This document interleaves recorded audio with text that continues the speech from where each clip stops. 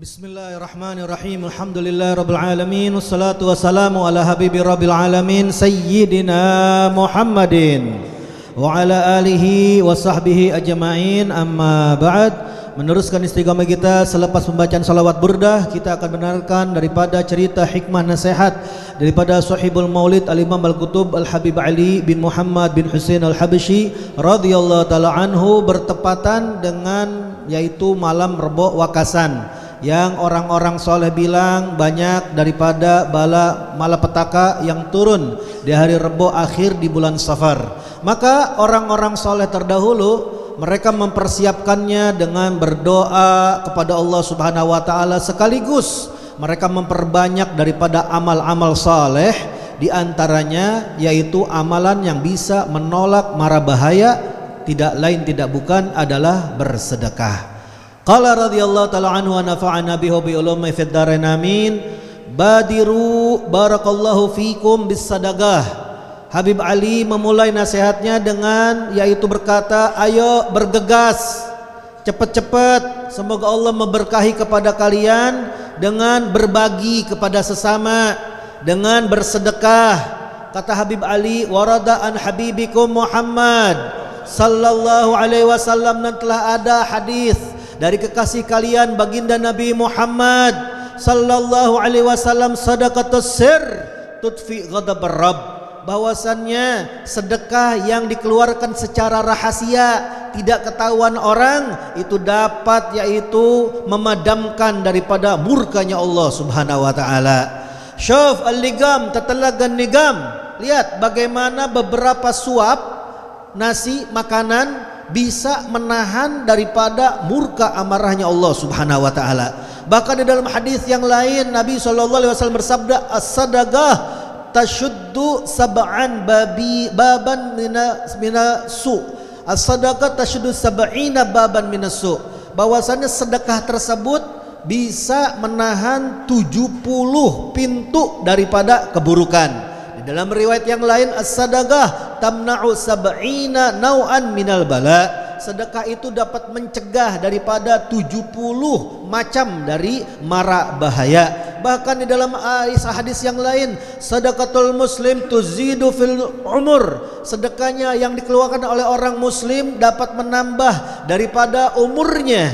Wa tamna'u maitatas su', bahkan bukan cuma menambahkan umur tapi mencegah daripada yaitu mati dalam keadaan su'ul khatimah. Tanda bahwasannya kalau orang ingin matinya husnul khatimah, maka perbanyaklah daripada as-sadaqah.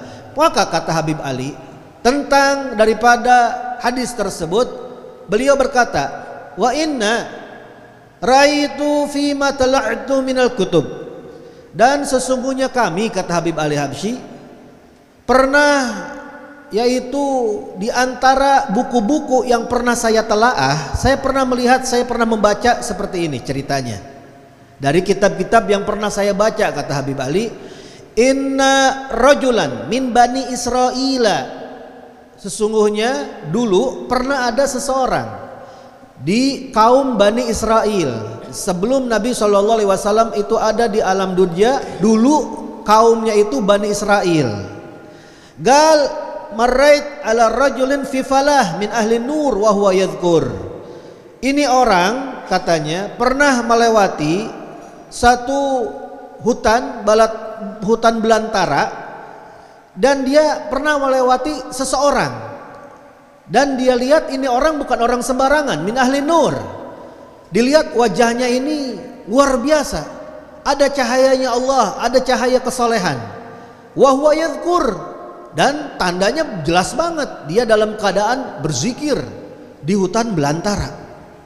Gal qultuluh, maka ini orang yang melewati orang tersebut di hutan belantara yang sedang berzikir, dia berkata begini, Kif, gimana nih? Arini sidqak ma'allah. Ini orang ngomong kepada orang tersebut, gimana? Saya pengen tahu nih, perlihatkan kepada saya kesungguhan engkau bersama Allah Subhanahu wa taala. Karena ente di sini berzikir, bener gak nih? Jangan ngada-ngada. Gal Akhirnya orang tersebut ketika ditegur, dia berkata begini, "Batashuf sidqi ma'allah?" Oh, kamu pengen lihat kesungguhan saya dengan Allah Subhanahu wa taala? Qultu na'am, bashuf sidqak ma'allah. Iya, saya pengen lihat kesungguhan engkau berzikir kepada Allah Subhanahu wa taala di tempat belantara ini. Emang itu benar-benar apa ente ngada-ngada nih? Akhirnya ini orang tersebut ketika ditantangin untuk menunjukkan kebenarannya, kebersamaan dia dengan Allah Subhanahu wa taala, gal Allah bi'ala sautih. Dia langsung berkata dengan ucapan yang lantang, dengan ucapan Allah. Wasaqata mayyitan. Langsung itu orang ketika mengucapkan nama Allah terjatuh tersungkur dalam keadaan mayit, sudah tidak bernyawa lagi. Qala qultu fi nafsi. Akhirnya ini orang yang tadi nantangin orang tersebut, dia berkata di dalam hatinya, "Kadza jibtu li nafsi balwa." Wah, gini nih, begini, gini, gara-gara kepo. Akhirnya apa yang terjadi? Aneh, jadi bawa buat diri aneh kesusahan. Ini bawa bala nih kayak begini. Kenapa? Al-an lazimna ghusluhu wa takfinu wa dafnuh. Sekarang jadi wajib.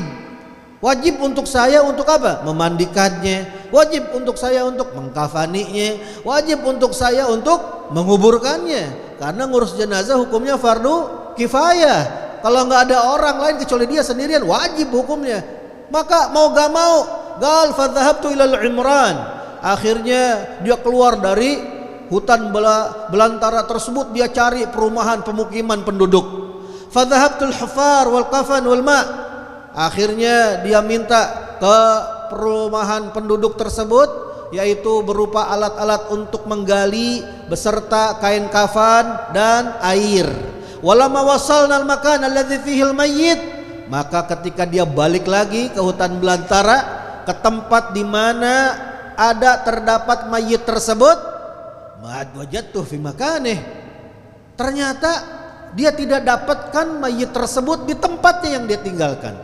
Qultu, akhirnya dia berkata, had fil wadi dza ain rajul alladzi taraktuhu mayitan huna. Apakah ada seseorang di lembah ini? Di mana tuh orang yang saya tinggalkan di tempat ini dalam keadaan mayit? Fanada munadin minal hawa. Ketika dia sedang kebingungan mencari-cari daripada mayit yang sudah meninggal tersebut, tiba-tiba ada suara yang menyeru kepadanya dari atas udara, dari langit.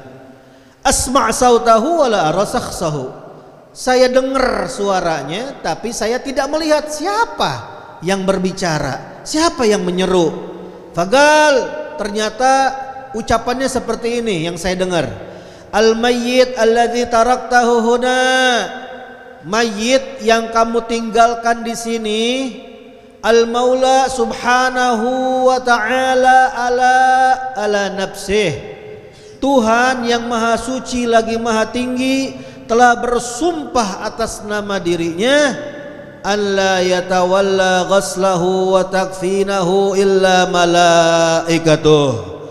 Allah bersumpah untuk tidak mengurus daripada memandikan jenazahnya dan mengkafaninya itu orang tersebut, kecuali yaitu bala tentaranya Allah dari kaum malaikat.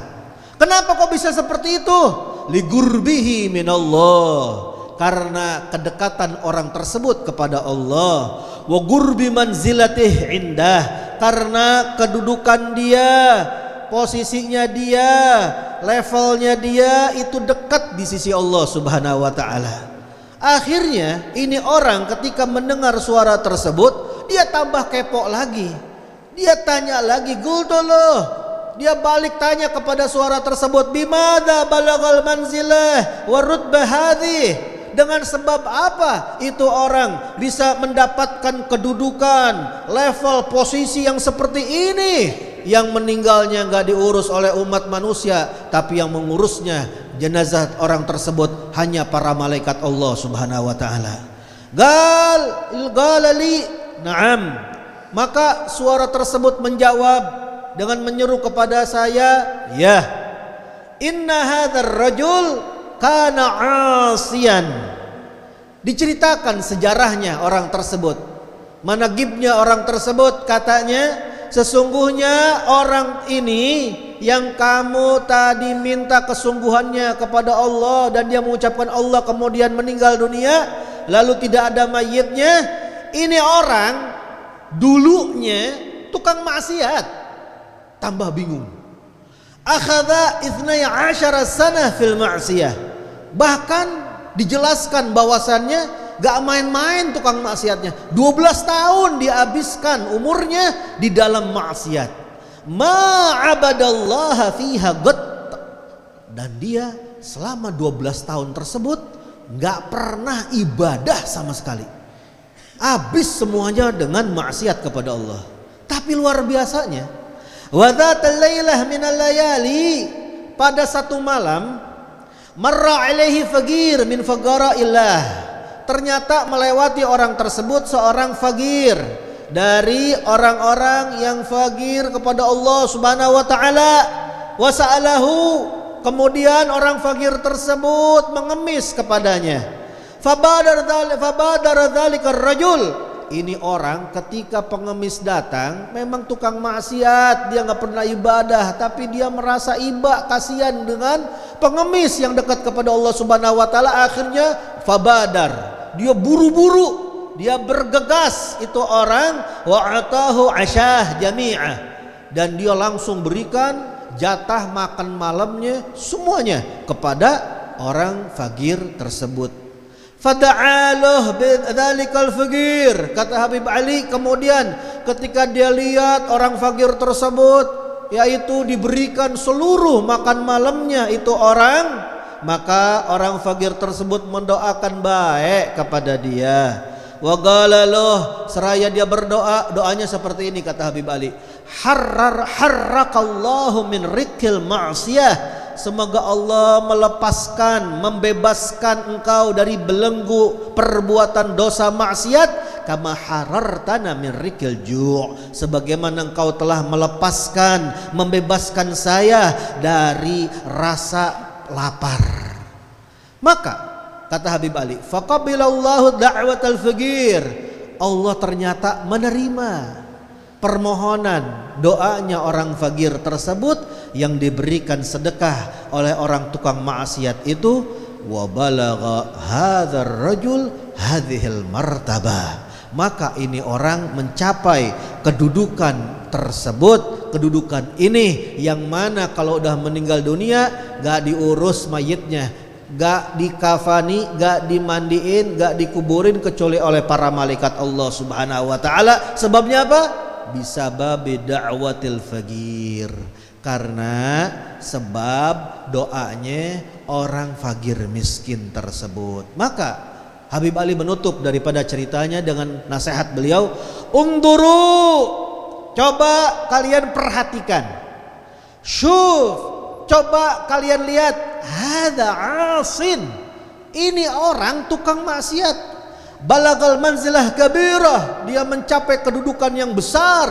Bisa babe qursin a'tahu faqir, dengan sebab sepotong roti makan malam dia yang dia berikan kepada orang fakir. Asyahid, yang perlu diperhatikan kata Habib Ali, yang perlu digaris bawahi di sini apa pesan beliau? Bagainakum tubaddiruna bis sadaqat. Kita pengen kalian ini bergegas buru-buru beramal saleh, yaitu dengan berbagi kepada sesama, dengan bersedekah. Wa insyaallah, dan insyaallah kata Habib Ali, bata'agibuha rahmah, maka pasti kalau kalian sudah mau kasih sayang kepada sesama, berbagi, bersedekah, maka niscaya akan mengikuti dari amal sedekah tersebut, yaitu rahmah, kasih sayang dari Allah Subhanahu wa taala. Allah yuwaffiquni wa iyyakum lil khair. Semoga Allah Subhanahu wa taala memberikan kepada saya dan kalian taufik untuk bisa berbuat kebaikan. Wa yu'inuna alaih, dan semoga Allah memberikan pertolongan kita untuk senantiasa bisa terus menerus di dalam berbuat baik, bersedekah, berbagi kepada sesama. Amin amin ya rabbal alamin. Wa sallallahu ala sayyidina Muhammadin wa ala alihi wasallam. Alhamdulillahirabbil alamin.